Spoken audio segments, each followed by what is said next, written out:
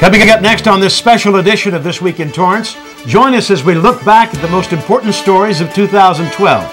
First, the city unveils its Youth Sports Wall of Honor. And Torrance honors members of the military past and present with the new Hometown Heroes banner. Then the much-anticipated Alma Boulevard extension is complete. We'll take you to that monumental grand opening. Then the city celebrates a huge milestone. We'll take you back to some of the most exciting and memorable Centennial celebrations. These stories and much more are just seconds away. This is a special edition of This Week in Torrance.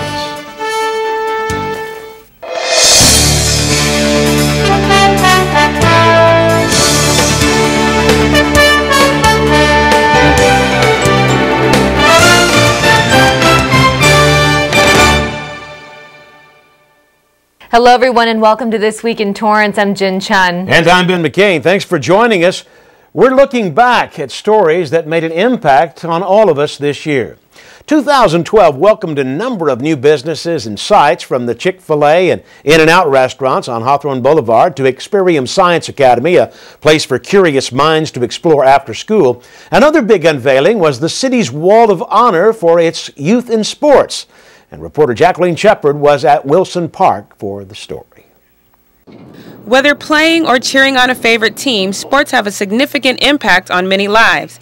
And now Torrance has a special way to honor athletic achievements. Torrance is a unique city in that fashion. We have tremendous athletes, and to be able now to acknowledge their accomplishments on something that is perpetual in the city of Torrance, where they can come to the D. Hardison Sports Center and see their faces up on the wall and know that they've achieved something for the city of Torrance to benefit the community of Torrance. That's what's important.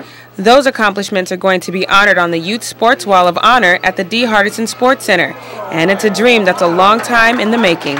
This is one of the very first things that I wanted to do for our youth, because I think that going forward, when these kids grow up and they have children of their own, they can come back here and say, that plaque's because I earned it. The challenge was money. There just wasn't a lot of funding available. The idea, the concept moved right along, but it just wasn't funded. So it didn't get funded until 2010 with the birth of the strategic plan for the city of Torrance, and it got funding at that particular time.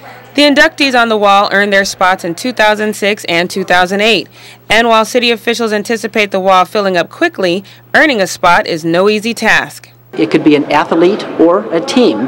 They all have to be 18 years of age or younger, and they have to live in the city of Torrance or go to city of Torrance schools. They have to have this accomplishment at a state, national, or internationally sanctioned event. So very few teams meet the criteria. The inductees into the Youth Sports Wall of Honor have gone from children to now young adults. Though their priorities may have changed, the impact of these moments will last a lifetime. It's a big deal that it's going to be here forever and that we're the first ones up there, so hopefully that just motivates people to keep playing, doing what they love, because doing what you love just brings you far and you never know where it will take you. And just 4 years later, Natalie has gone further than she ever thought possible. I am doing the World Qualifying Tour, the series, and hopefully eventually making my way up to maybe World Champion. Each school has a similar wall honoring the accomplishments of its students, but city officials wanted to take things one step further. The council understands that they understand the future are the youth. So we want to accomplish and acknowledge the youth's achievements. For Torrance CitiCABLE, I'm Jacqueline Shepard. Thanks, Jacqueline. The community also came together to honor military members past and present with the Hometown Heroes banner program. TK Trinidad has that story. It all started with an idea 1 year ago. 19-year-old Jonathan is a Marine, and his mother, Veronica Concetti, noticed that some cities have a banner program to honor military personnel. She felt the city of Torrance should have one too. The Hometown Heroes program recognizes men and women in the armed forces with patriotic banners that include their name, picture, and branch they serve in. Whether they're alive or they're non-active or whatever, they have the right to be recognized, not just when something happens. Former South Torrance quarterback Jonathan Concetti joined the Marines with his best friend Eric Rosenthal.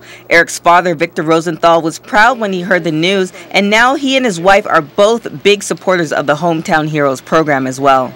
We were at the gym one day, he and I were playing a little hoop, and he just looked at me and he said, "Dad, I have something to tell you." And I'm going to join the Marine Corps. And first thing I did was I just gave him a big hug and told him how proud I am of him, and wished him luck. And we just think it's a wonderful idea to honor our past, present, and encourage future children that might want to go that way.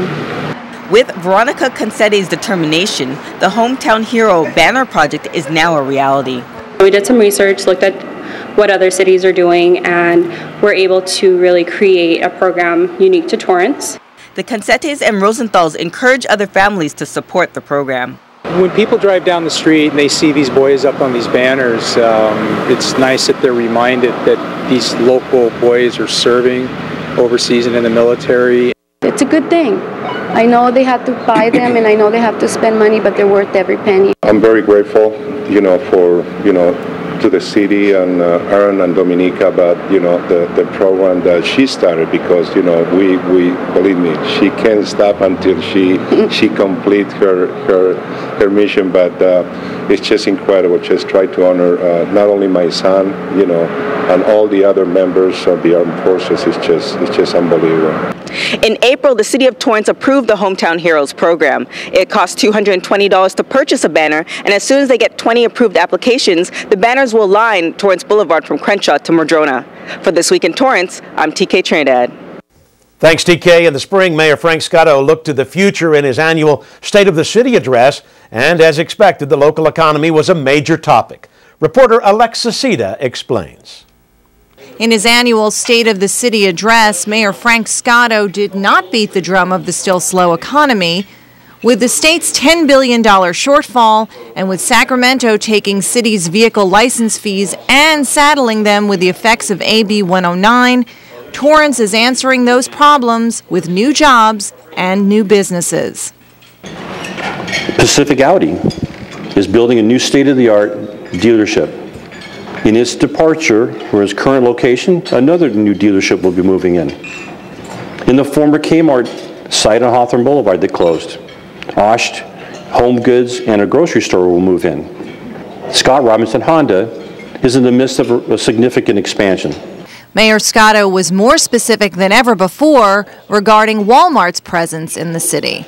Walmart will soon find a home in Torrance come September the 12th. In about 2 weeks, Walmart will be opening a hiring center here in Torrance, and with 80,000 square foot store they plan to open in the fall, they'll be hiring about 165 to 180 new permanent jobs for our residents. He was also fairly specific about Simon Property Group's plans for the Del Amo Fashion Center. They continue advancing plans for dynamic interior renovation, and we expect to begin the first quarter of 2013, actually probably in January 2013. In the meantime, they're developing several high-fashion retail alternatives on the northern portion of the mall with the goal of at least one new fashion department store. Part of the city's strategy is to squire future businesses right here in Torrance. The creation of the South Bay Entrepreneurial Center will do just that. It essentially sets the stage for growing local businesses, creating new jobs, and fostering economic development in the South Bay. We want innovation to start in our community. A location has been chosen downtown, and we're looking forward to the ribbon cutting ceremony in the very near future. The packed house of nearly 500 was invested in the mayor's words. With his reassuring annual address, Mayor Scotto's specifics on the city's business future surely prompted sighs of relief from the audience. For Torrance CitiCABLE, I'm Alexa Sita. Also in May, Torrance hosted its annual Armed Forces Day Parade and festivities. Torrance is one of only a few cities to host such an event year after year. Let's take a look at the event's highlights.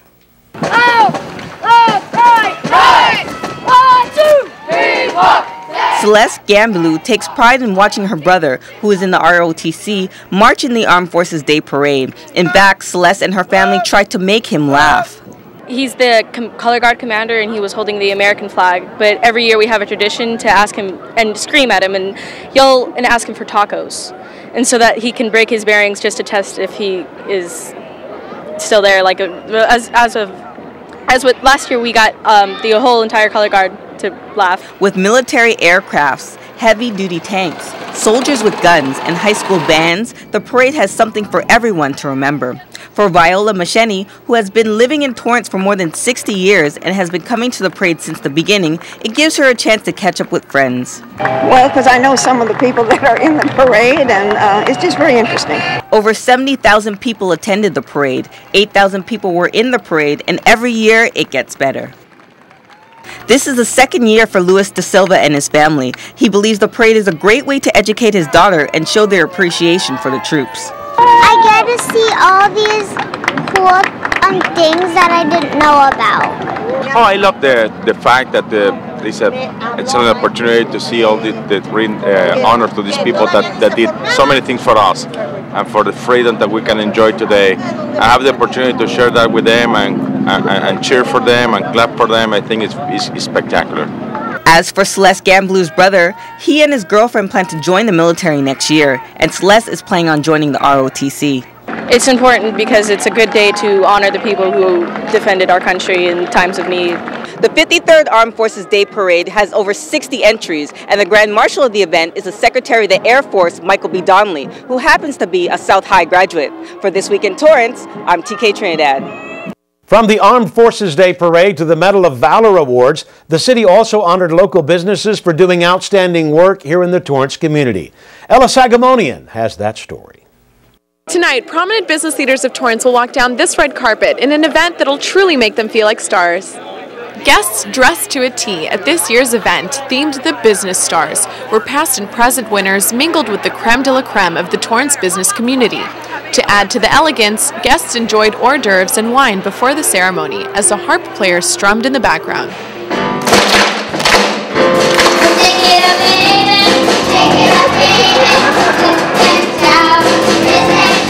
The Hales Academy Choir opened up for the Torrance Advantage Awards, where council members indeed shook it up as they recognized a mix of both small privately owned businesses and large corporations in Torrance.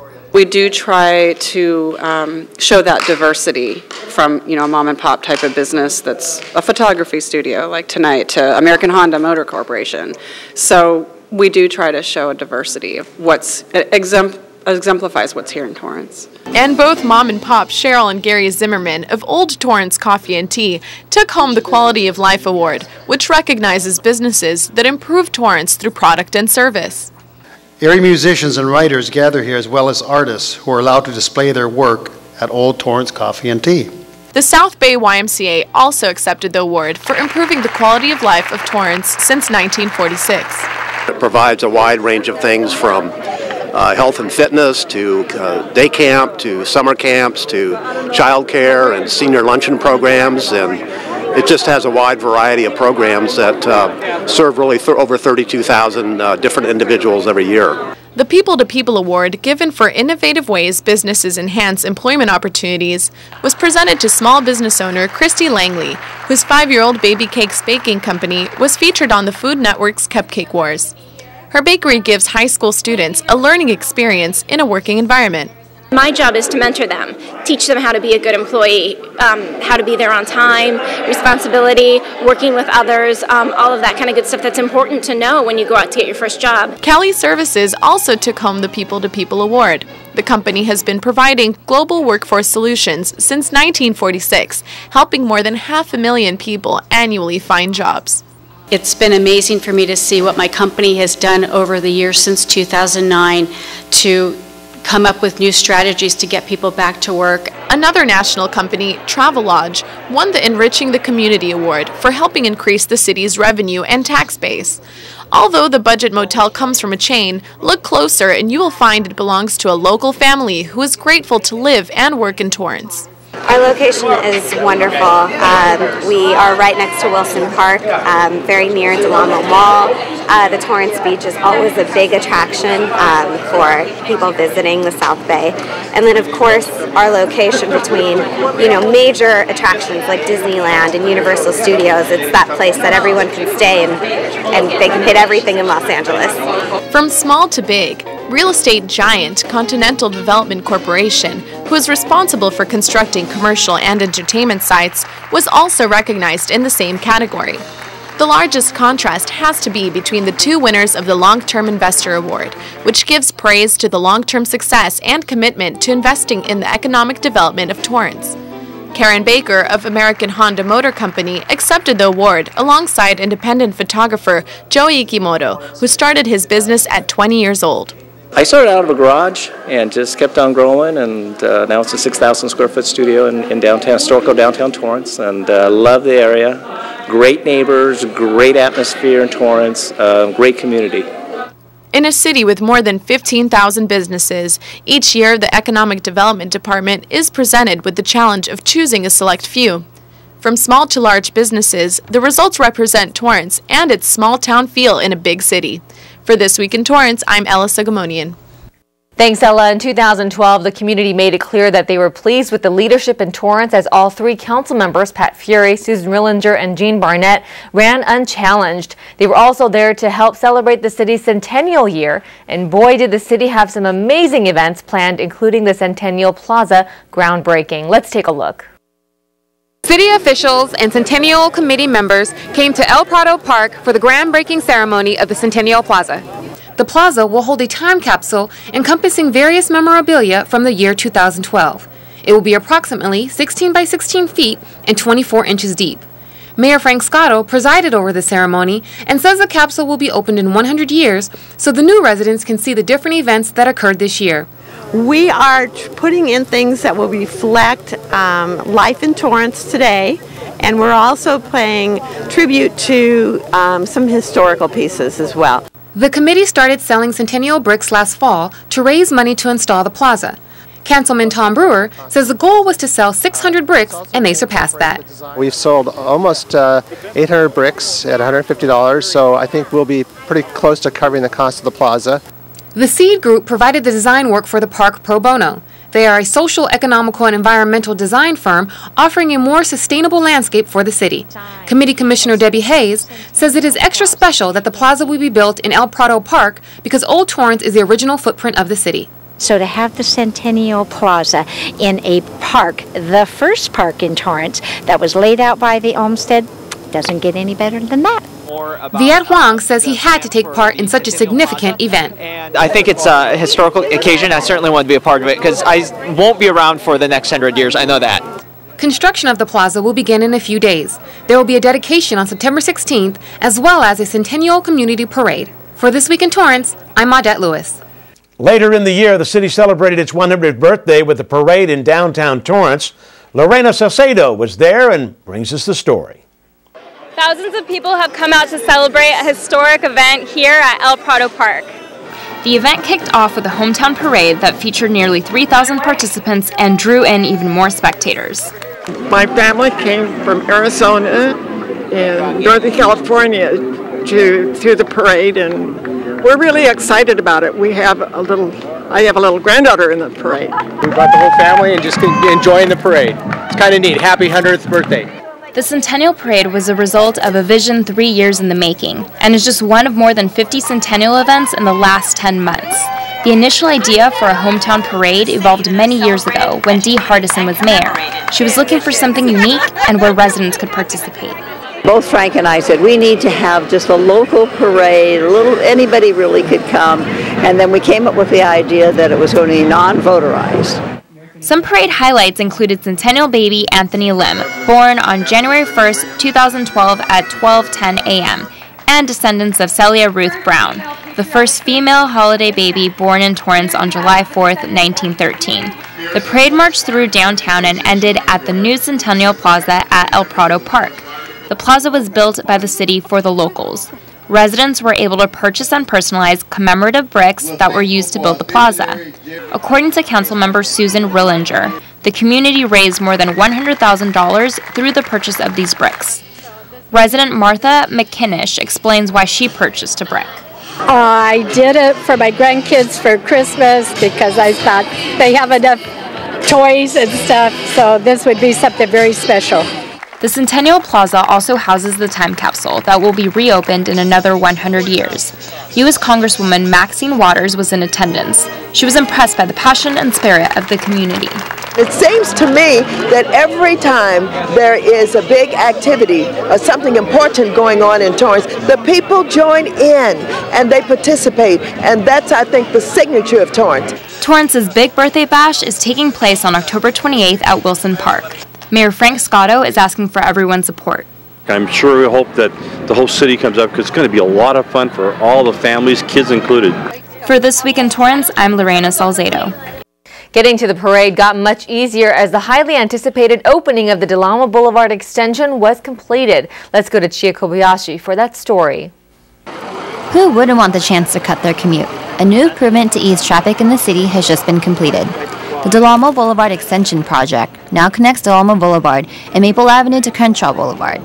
A ribbon-cutting ceremony was held at this iconic location, where city leaders and citizens gathered to celebrate this momentous occasion. Okay, you ready? Yeah, here we go. On count of 3. 1, 2, 3.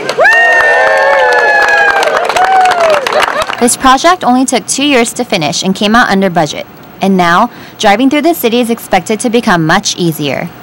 You're going to see immediate traffic change on 190th and on Torrance Boulevard. These were the two streets we were looking at to relieve some of the traffic. And the real great part, it cost the city of Torrance less than $800,000 and it's a $32 million project. Not only does this boulevard extension relieve traffic from the other streets, it may also help reduce traffic accidents.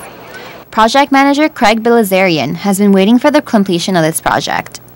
I couldn't be happier. I mean, I think this is a great day for the city of Torrance, its citizens, and also the region. This is a very significant project, and we're very proud of it. Mayor of Carson, Jin Deere, and Congresswoman Maxine Waters, along with Mayor Frank Scotto, were just some of the attendees at the ceremony. If you're coming off the 405 freeway like I do, and you usually take 190th or either Torrance Boulevard, now you have a new way to get home. For This Week in Torrance, this is Chia Kobayashi. The summer was an exciting time as we saw local hometown athlete Carmelita Jeter as she earned a silver medal in the women's 100-meter dash. Now, this time of year is also when friends from overseas come for a visit. This year, the reunion was particularly special as both sister cities celebrated a milestone in friendship and partnership. Alexa Sita has the story. Yes, wait for Universal, Stephen. Yeah. You know how it says pass here? We all have passes. Yeah, I don't know why that one says pass. These sister city ambassadors are hammering out plans for the next 3 weeks. After having returned from Japan in July, they're on their way to pick up their Kashiwa counterparts and show them the best of Southern California. So Kashiwa and Torrance became officially sister cities in 1973, and ever since there's been an exchange in the summertime. 8 students from Torrance go to Kashiwa and 8 students from Kashiwa come to Torrance. We are in a bus on our way to LAX. We're going to go greet the Kashiwa students that are actually coming like in a couple of hours. So we have posters made and we're all going to be there to welcome them. As they arrive at LAX, it's a poignant moment. Last year, the Torrance Exchange did not go to Japan because of the earthquake and tsunami. But for these students, it was worth the wait. We met the most amazing people in the world. We got to try new things every single day. These teens are trying something new once again, preparing to welcome the Kashiwa delegation.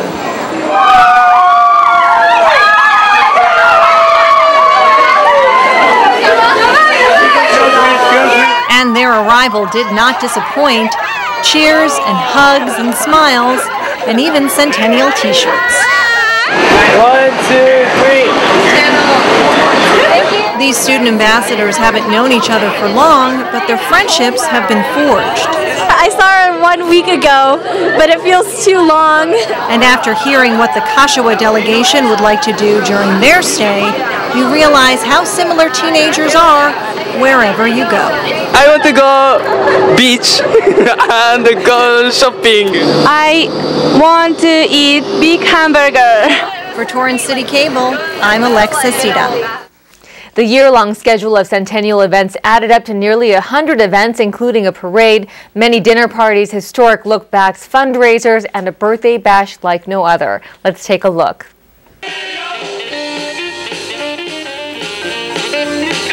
It was a celebration to go down in the books. Hundreds of people flocked to Wilson Park to commemorate a significant milestone the city of Torrance reached. This This event is the end of our year-long centennial celebration for the city. So the end of a year's worth of celebration of the city of Torrance being 100 years old. We decided to end it with a big summer carnival inviting the whole community and the families. Hillary Thayer is just one of many who enjoyed spending a day surrounded by live entertainment and attractions. This is one of the many booths that participants were able to enjoy at the Centennial Birthday Bash.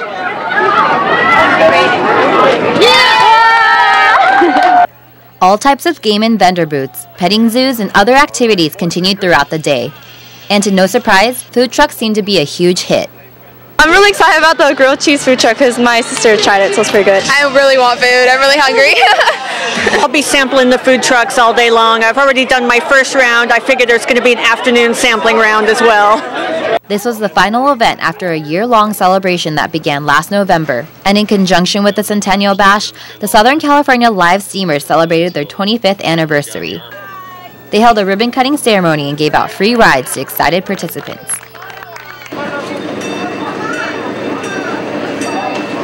After seeing how much the community has come together for this special event, Thayer is very satisfied with how the day turned out. It took a lot of effort to put together, and I think it's coming off really well. We couldn't have asked for better weather, certainly. For This Week in Torrance, this is Chia Kobayashi. The residents were also lucky enough to see the Space Shuttle Endeavour fly over the city a few months back and celebrate many rededications and openings as schools throughout Torrance saw much-needed upgrades on their campus. The presidential race was also a heated one, with America voting to bring Barack Obama back for 4 more years. And as many are getting ready for the new year, it wasn't too big of a surprise to see snow in one of our local neighborhoods. Lorena Salcedo has the story that's sure to put anyone in the holiday spirit. If you eat Thanksgiving dinner here, the day after you have to stay and put up lights. And that's because decorating here isn't like anywhere else. 30 years ago, Candy Cane Lane started off with just a few hanging lights, and now it's evolved to capture the true spirit of Christmas. The Johnson family has been here since the beginning. Larry Johnson recalls what came after the lights. We started making little icicles. My dad had me, I'm 13, I'm hanging off the eaves of the roof, you know, for dear life. Then the elaborate lawn decorations were born. All the wood things my mom's drawn and painted, and over the years her grandkids take over touching up the painting of the snowmen and the soldiers. But what makes this house so exciting and different is the touch of a real winter holiday. He has about 10 slope snowboard machines, and he's down to these 2 because they seem to work the best.